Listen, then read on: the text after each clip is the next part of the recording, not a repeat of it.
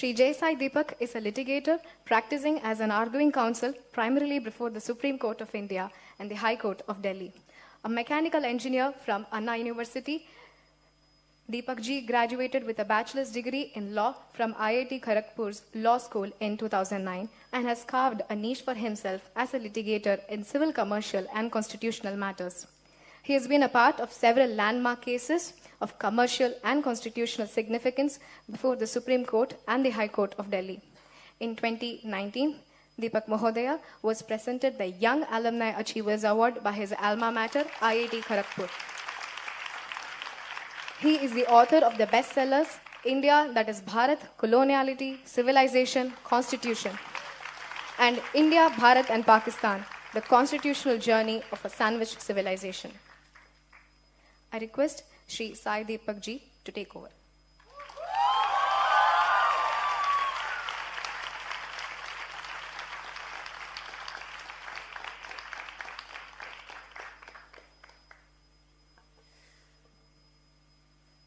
Jai Shri Ram.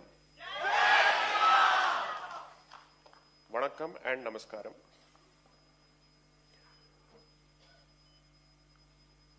My mind is actually bursting with thoughts and possibilities, especially after hearing this man speak.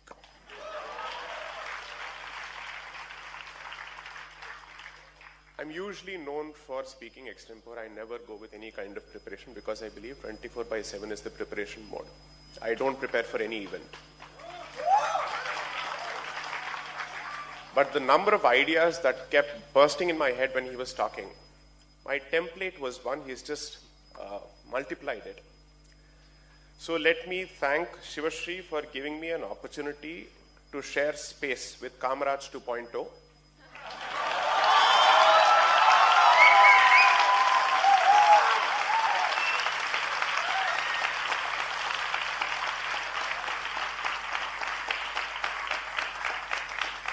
In 2022, I think I had the opportunity to call him Tamil Nadu Tamarai. Kamaraj 2.0, why? One, because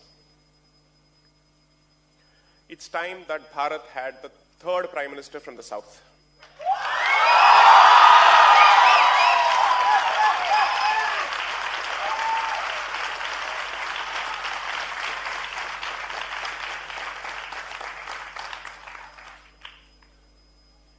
But before that, Tamil Nadu pudicha and the Putrino in 1967, அது முதல்ல ஒழியணும்.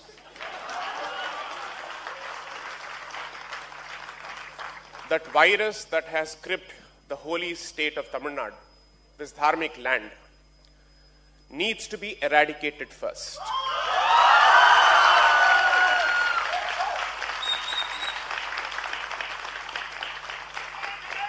Kalam, Samayam, time has finally given us this option.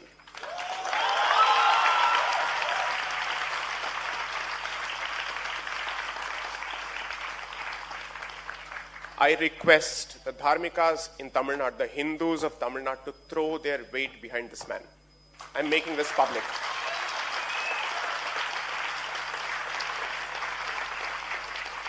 It is now or never. This is a do or die battle.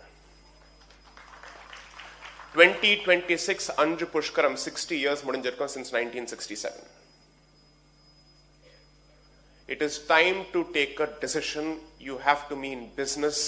Every vote matters.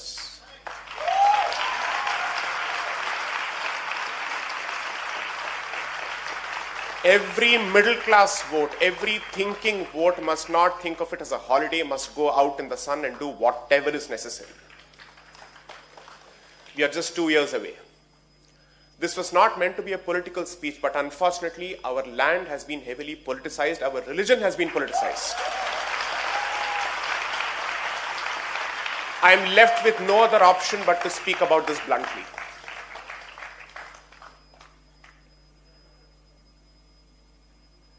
When we speak of think like a Bharatiya, and since he has touched upon the topic of secularism, I'm happy he's actually done that.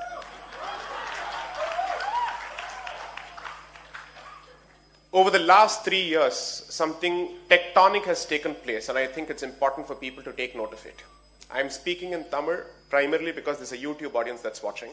rather in English because there's a YouTube audience that's watching. And ennoda Tamil சில பேருக்கு பிடிக்காது. One, decolonization has finally entered Indian political discourse, and that's a fantastic victory.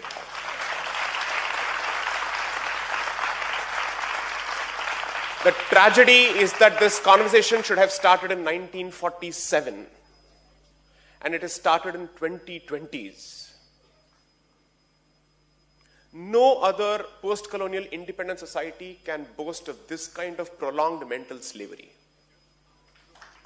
Ever. I know what people like me have gone through in Tamil Nadu. I've witnessed it on campuses. I've suffered the consequences of it. But the only promise and sankalpam I made to myself was that I will never become a jati activist. I will speak for the community as a whole.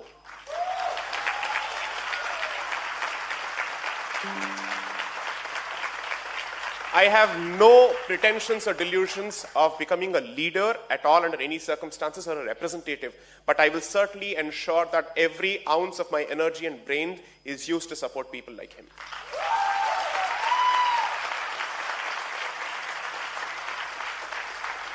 Because I think it's time we did away with the concept of politicians and we think of thinking leaders. This is what we want. People who understand the concept of Rajadharmam. That is crucial. That takes me to the concept of secularism, because anybody who understands the history of secularism will tell you that secularism is political conversion. Its job is to sever your roots, your connection with your roots. Its entire purpose is to make sure that you forget your past. And it becomes the new religion, because humankind cannot survive without religion. Therefore, secularism has become the new religion, unfortunately. The purpose of these tools is to ensure that you forget one of the most important, let's say, concept in the life of Dharmikas, which is Pitris, ancestors, your people, your forefathers. That is why I call it political conversion, because conversion requires you to spit on your past and to embrace a new identity that's completely antagonistic to your earlier identity. Hence, it is political conversion.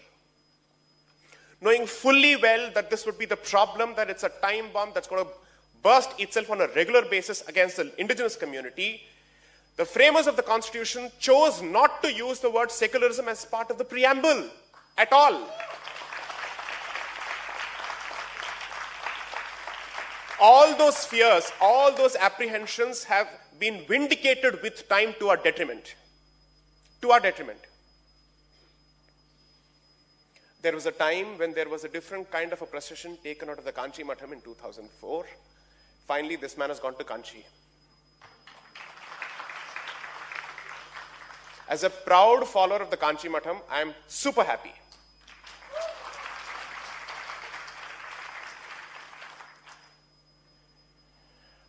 Think like a Bharatiya.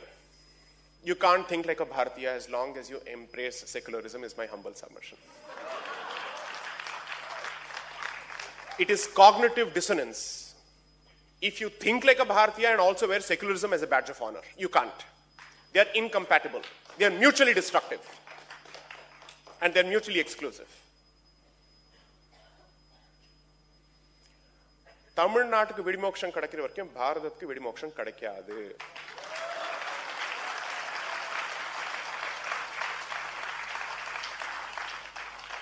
People like Dushyant Sridhar and others will continue to do what they will do on a public platform.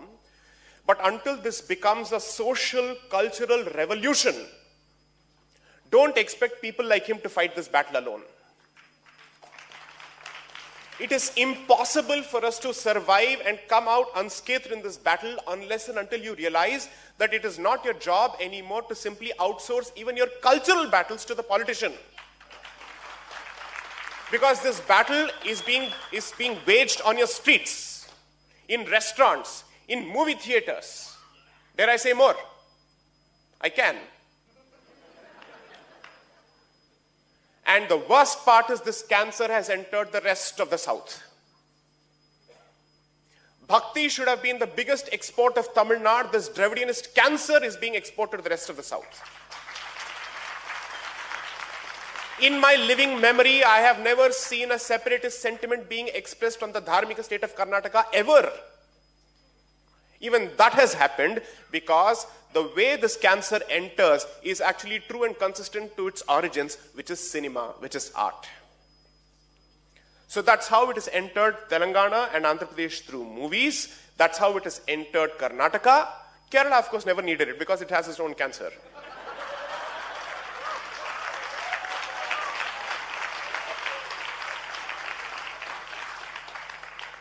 Parashurama Kshetram should have been known for a different red. It is being known for a different red. So the point is, this civilization is a dharmic civilization. Own it, embrace it, be proud of it. That is fundamentally decolonization. If someone says, does it mean that we should embrace everything about the past? When every time I speak of decolonization, I get this nonsensical statement, I'm forced to say, does it mean that you have to spit on your past? No, you don't have to. These are not binaries. Anyone who chooses to focus exclusively on the problems of the past is not a well-wisher of this civilization because according to him, there is nothing positive worth being discussed. You have to look at the entire history of the civilization as a whole. It's not a monolith. And this civilization is called a civilization thanks to the scale of its diversity. So the realities, the political realities, the jati realities, the economic realities have been different in different parts of the country, but we are all painted with the same brush.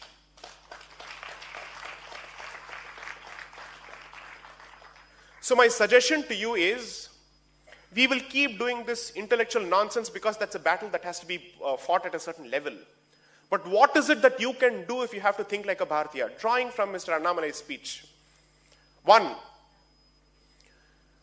Temple tourism in Tamil Nadu must boom.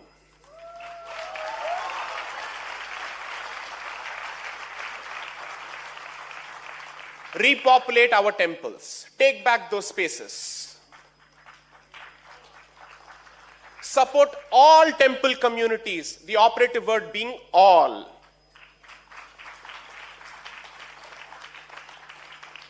Use the temple to unite people. Use the temple to educate people. Bring them out of perpetual victimhood. Oh, is it too sensitive a comment? Sorry? Adu nadakum. Wait for it. It will happen.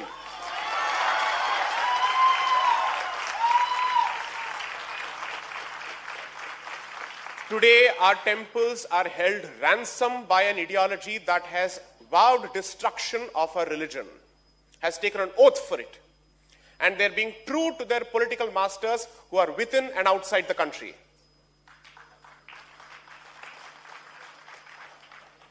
The links go far beyond Bharat and they've entered Europe. So you have to realize the magnitude of the problem that people like Annamalai face. These battles cannot be contested alone. I have no political affiliation whatsoever. I can say this bluntly with him being on the stage. My affiliation, my fealty, my loyalty is to my community, to my dharma, period.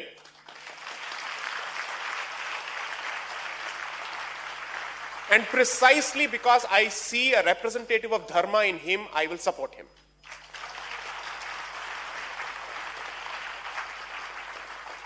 It is absolutely crucial that we understand the challenges. There are a lot of issues and deliverables that are entirely within our control. The first suggestion was going to the temple. There are Sardarjis, members of the Sikh community who sing in Tamil, in Kumarangundam and other places. I've seen that happen. That is the unity of this land.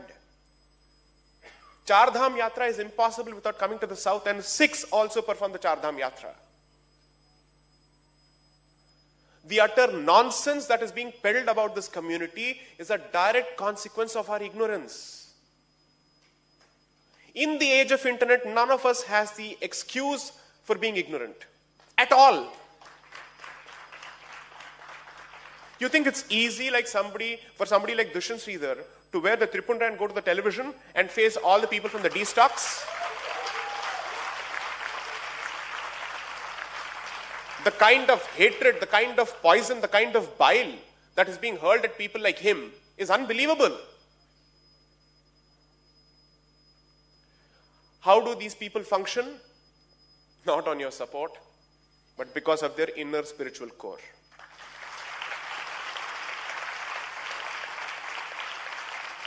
Because most people think it's easy for people like him and I to take these positions because there is some popular support. None of you is going to be available. Your intention may be to protect us, but you cannot be available all the time. So the point is not to protect us, but to start finding replacements for us. Keep creating them. These can't be personality-driven movements. Learn one thing from the Asura. Whenever you think of tapas, you think of the Asura, because Asura tapas is unbelievable. Because when they commit themselves to something, they latch on to it. I learn from the Devas as well as the Asuras. I'm very clear about it. We must start looking at producing Raktabija Devas. Every drop of blood in the land of Sanatana Dharma must create more Dharmika warriors.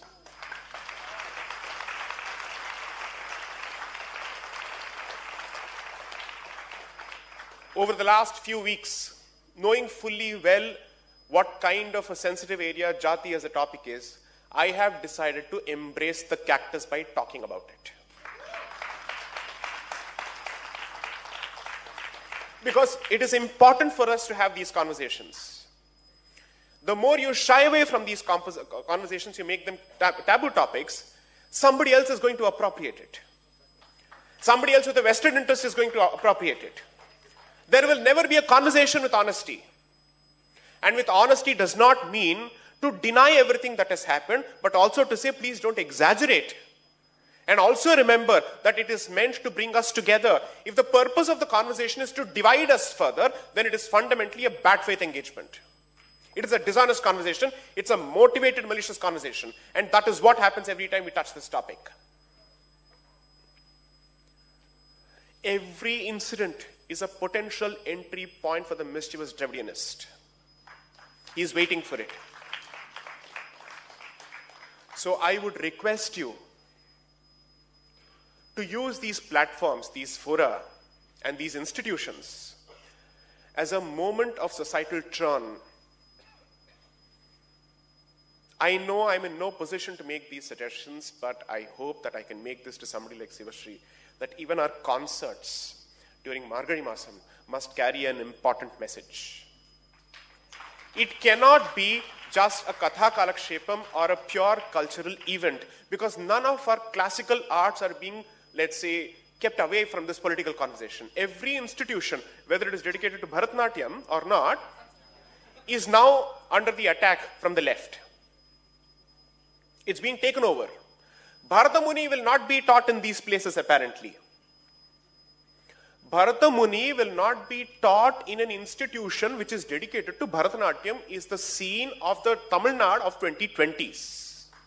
And whoever wants to teach Bharata Muni's Bharatanatyam and Natya Shastra is being kicked out as a Hindutva fascist Sanghi.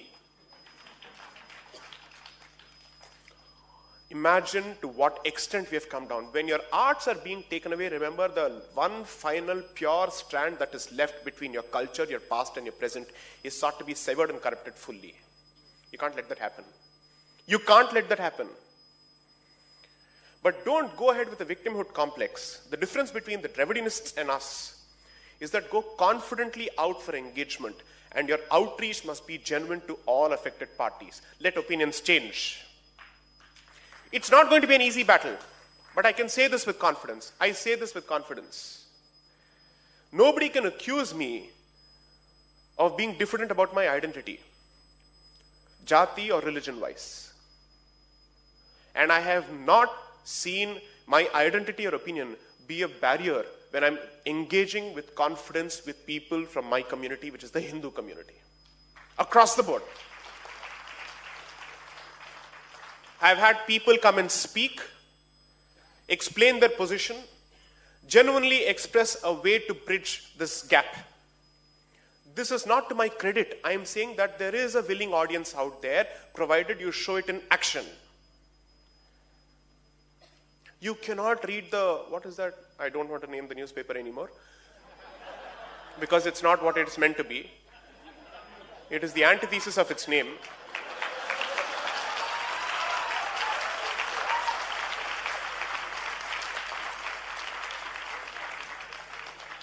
The Sri Mahamao of Mount Road.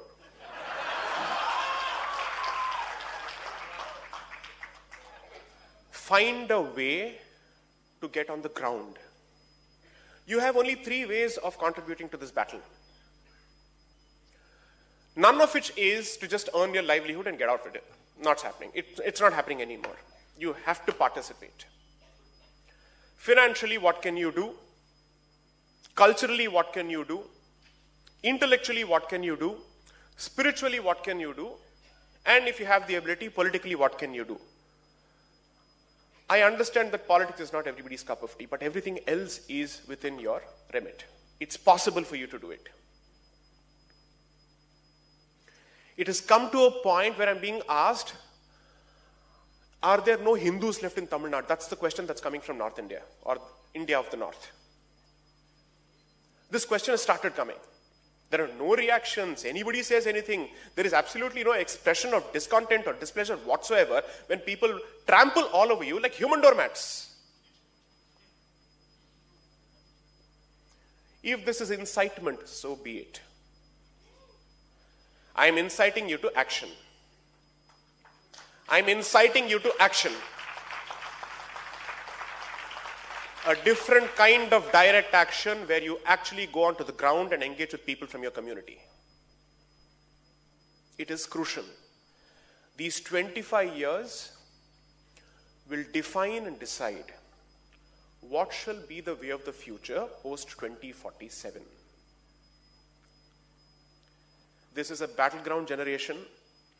Never before in the history of the last 400 to 500 years have we been presented with an option where you actually are in a position to speak with a unified political Bharat. You were speaking with different princely states at one point. You finally have a politically unified Bharat, which was always civilizationally one. One, you have a politically unified Bharat.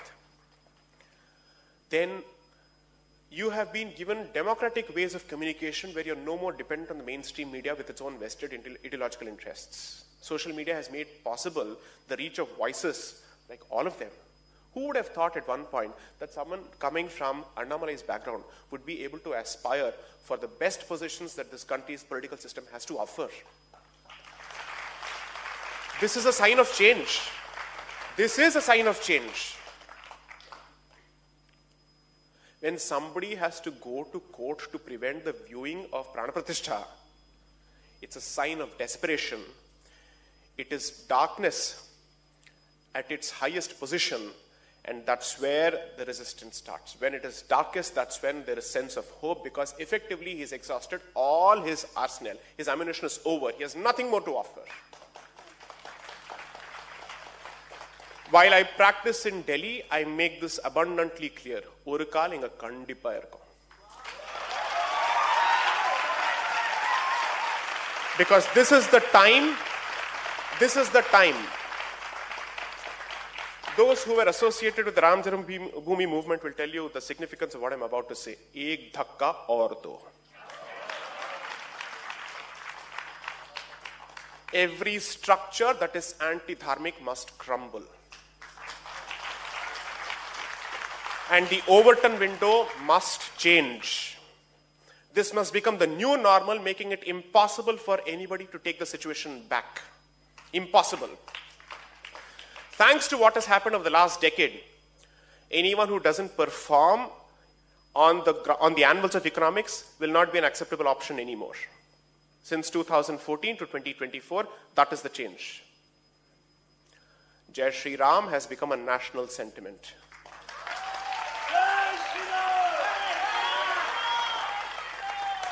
in the land of Ramsamy, Jai Shri Ram is back. They will all be forced to confront it. 3, don't underestimate the will and the commitment and the venom of the other side. They know no boundaries, they have no standards. The definition of standard is lost on them. The concept of decency and courtesy is lost on them. That's the kind of people you're dealing with. They have no respect for women. They are the last one to speak of feminism. They shouldn't hold forth on feminism at all. None of them know how to respect women whatsoever.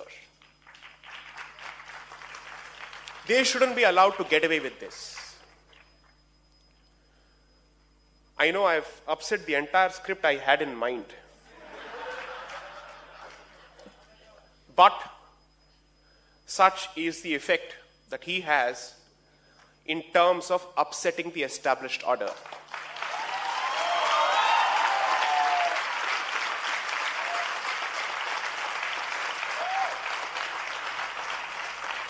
I thought I'll at least stick to the script I wrote and scribbled. I couldn't.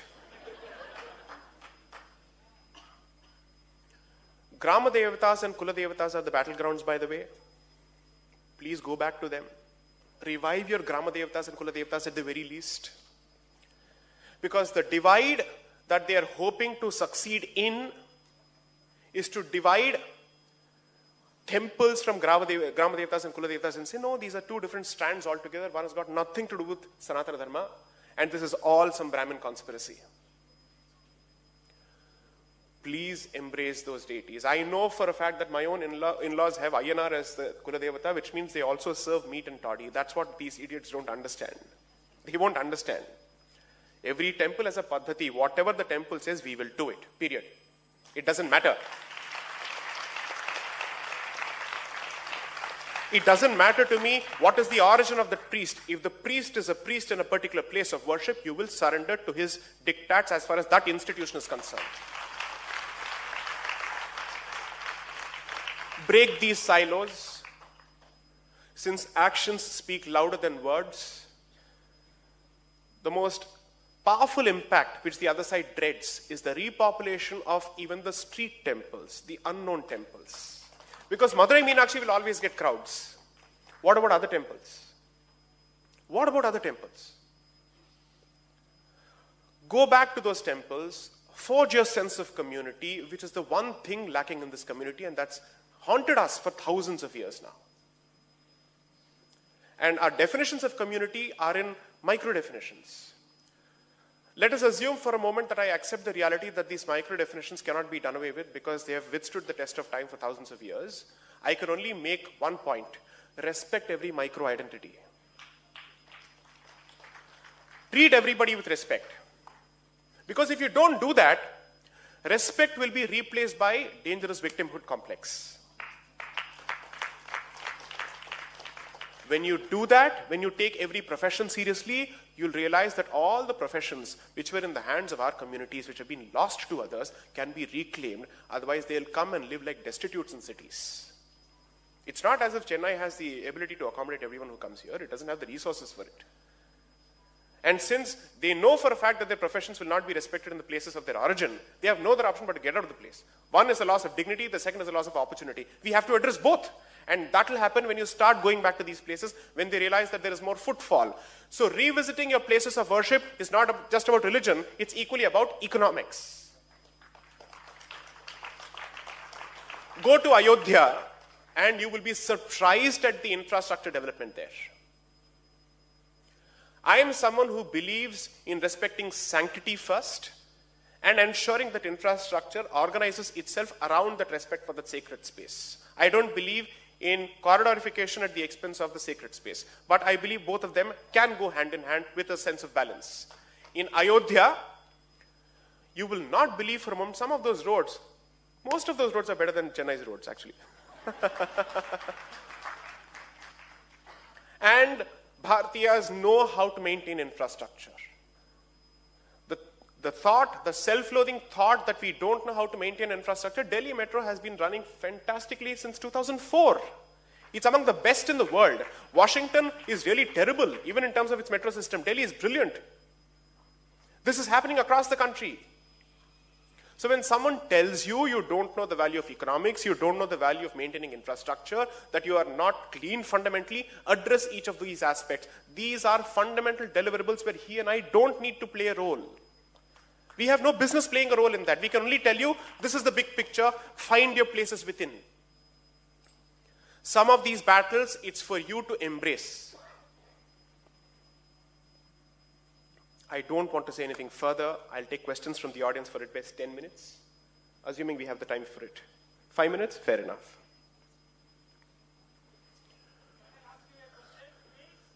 Yes, shall we hand over the mic so that it's recorded? Otherwise, I'll be accused of scripting the interview.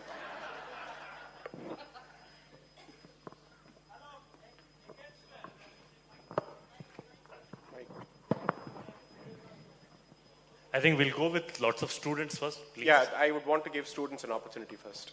Hello. First of all, it's an absolute honor to meet both of my heroes in real life. One would be a question exclusively for you. Another would be both of you and Annamalai Anna together, because I don't know if I'll get an opportunity again. First is, since we're in Mylapore, do you think there is credence to the fact that Mylapore temple's original location is something else? And if that's true, do you think it's possible for us to get it back? Second question, just one moment, for Annamalai Anna and you together.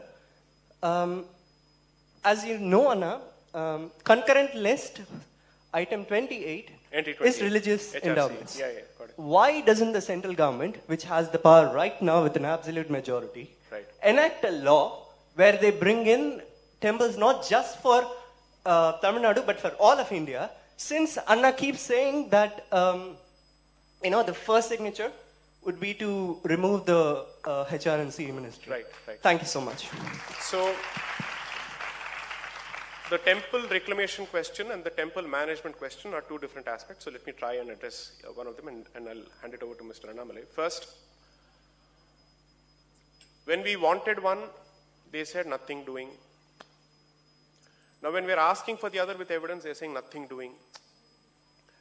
So when somebody displays that kind of intransigence, I will say then my position of minimalism has no value. Let me now have no limits on my ask at all. At all. So when I dropped the figure of 40,000 over the last 2 weeks, people went on fire. Oh, what did he say? Barnaul Matama Vittu Poche. Every 40,000 எங்க இருந்தது? Array 3 கொடுத்தா நீ வந்து எதுவும் இல்லன்னு சொல்ற. சரி நான் 40,000 கேக்குறேன். Because anyway your answer is going to be sunna. 0. If your answer is a 0, then I have no other option but to take a maximalist position. 2, okay, let me ask a different kind of Dravidinist argument right now. I'll present that argument. Why haven't any of these people said, why only temples of the north, Kashi, Mathura and Ayodhya? What about the temples of the south? They are apparently batting for the southerners, right? If they were Hindutva southerners, they should be saying, why only 3 temples of the north? What about other temples? Because they have decided for us that these are the holiest of our places. Okay, so if Madurai Meenakshi had been under occupation, would we not have asked for it? Absolutely. If Srirangam had been under occupation, you wouldn't have asked for it? Let someone tell me that Srirangam isn't among the holiest of our shrines. I dare them. Let them say Madurai Meenakshi is not. If Sabrimala was under occupation, would you not take it back? That's it. In a community that has 51 Shaktipithas, 108 Divyadesams, 12 Jyotirlingas, what do you mean by 3 holiest of our shrines? Every community has its own holy shrine or holiest of shrines. I'm a Shaivite. For me, what is more important? As much as Ayodhya is important, Kashi is important, and if Chidambaram had been under occupation, that's equally important for me. Who are these people who are deciding for us to say, no, now that you want everything, limit it to 3?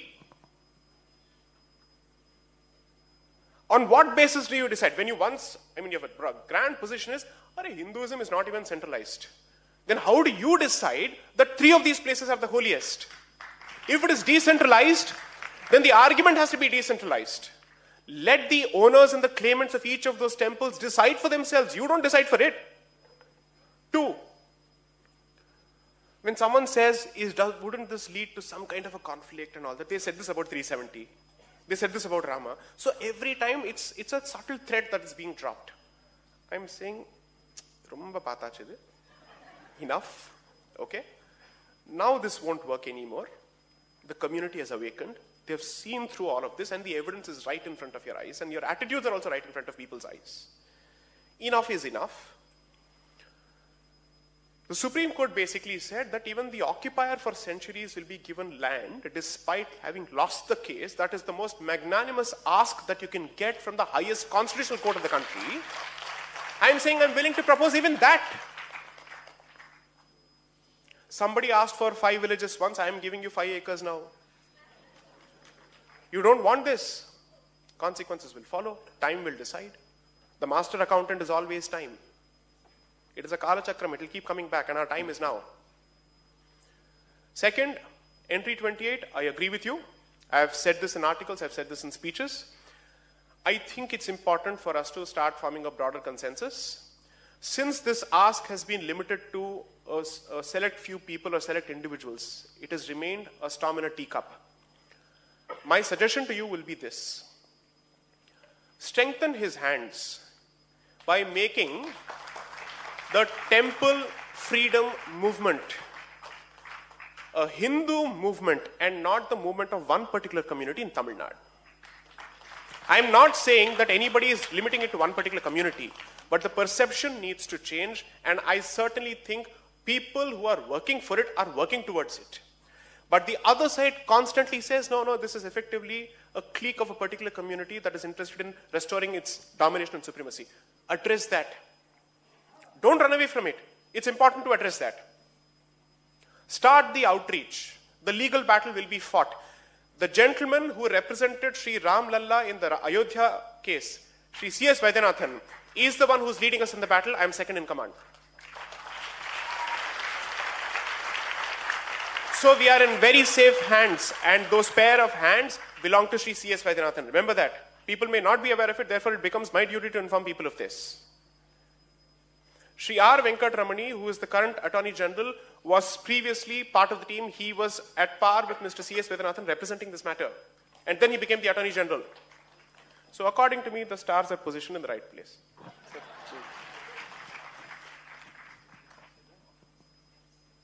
Please.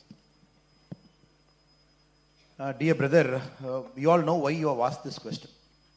Normally, this thought process comes when there is a mismanagement. When something is not right, something is not managed the way it is supposed to be managed. And the Tamil Nadu HRNC Act is time tested by the Supreme Court at different points of time, especially in the case of Chidambaram Deekshida's issue, multiple cases. Now, visibly among the public, even a common man who is sitting in a tea stall will say, temples are mismanaged. Why I am saying this? In the last 3 days, if you have had the time to scan the newspaper,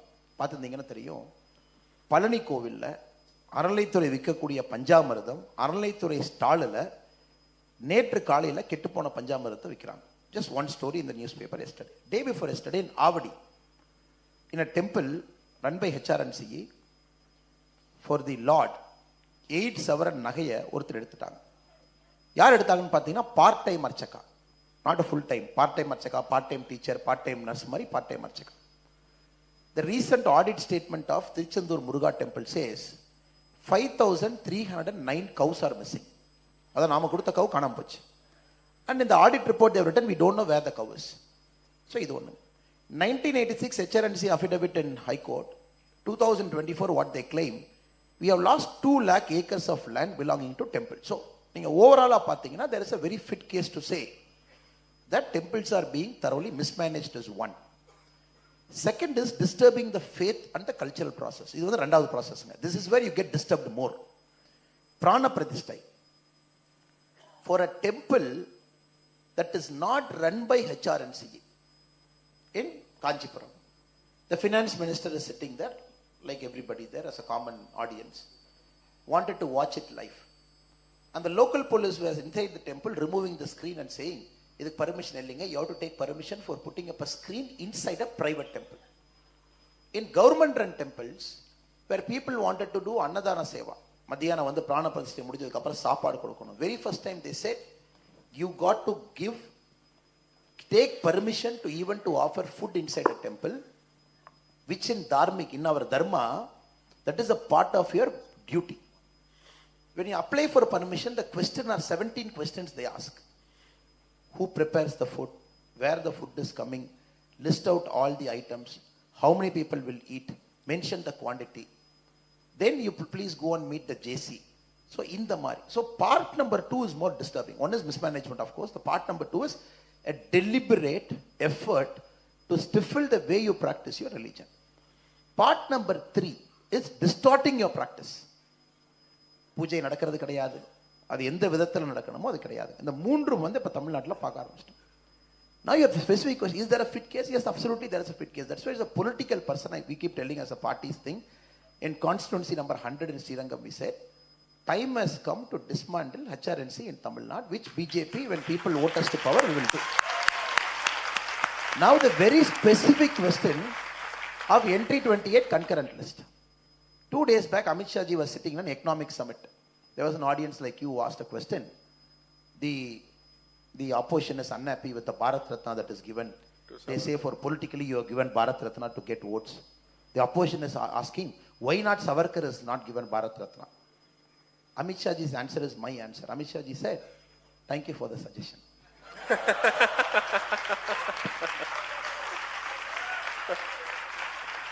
Last question. Yeah. This will be the last question. Sir. Namaskar, sir. Sai Deepak and Annamalai, sir. Basically, I am from Madhya Pradesh. I am pursuing my bachelor's in engineering here. So, sir, there are a lot of talks going about Hindu Rashtra. So, like, what are your opinions on Hindu Rashtra? And is Hindu Rashtra actually possible?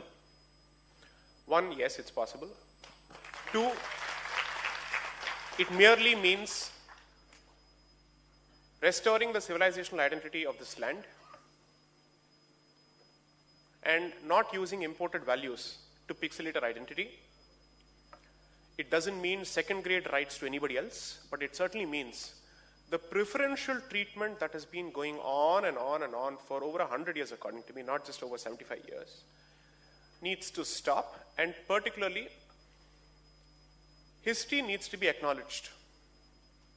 So when we are told that in the context of jati and so on and so forth, acknowledgement of history is important and addressing that situation through social justice mechanisms is important, I fail to understand how does history suddenly become irrelevant and redundant in the context of other issues. You can't selectively say history is relevant for this and not this, because this is your pain point. I'll keep doing this on a regular basis. But as far as other issues are concerned, where history is actually acting to your advantage, I will not talk about it. That can't happen.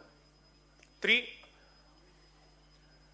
my vision for Bharat is actually what I would call Pax Indica, which is Greater Bharat. What is Pax Indica? If you read history, it will speak of Pax Britannica, Pax Romana, and now we are witnessing the dying gasps of Pax Americana, which means it's called Roman peace or English peace or American peace, which is peace that is established under the supremacy and the leadership of a particular country, where it has the widest possible economic influence, the widest possible cultural influence, and the widest possible political influence. My vision is strengthen your position within, and the immediate neighborhood of undivided Bharat should also become safe for the core identity of Bharat. That is the day you would effectively come to a point where a CAA is no more necessary. One is to enact a CAA to address the existing situation, but the next is to come to a point where you have a stick strong enough to say no further assaults on this identity in my neighborhood at the very least. That is my larger vision. Creating a safe homeland and a safe neighborhood for perhaps the most traumatized, genocided, massacred population of the world.